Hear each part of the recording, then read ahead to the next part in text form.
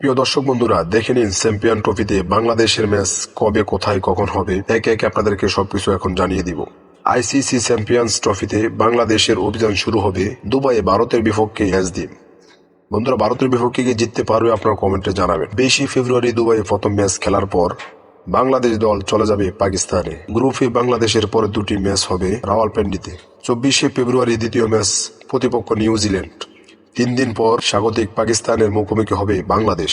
আজ 2025 চ্যাম্পিয়ন্স ট্রফির আনুষ্ঠানিক সূচি ঘোষণা করেছে আইসিসি। সূচি অনুযায়ী ভারতের সব ম্যাচ হবে দুবাইয়ে।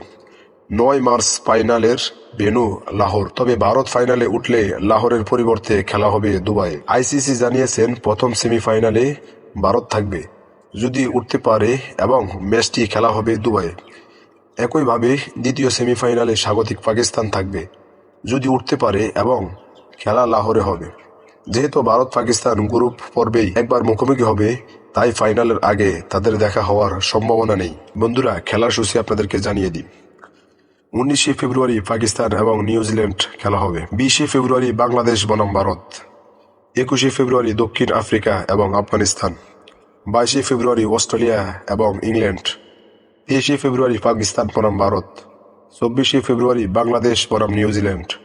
25 ফেব্রুয়ারি অস্ট্রেলিয়া বনাম দক্ষিণ আফ্রিকা। 26 ফেব্রুয়ারি ইংল্যান্ড এবং আফগানিস্তান।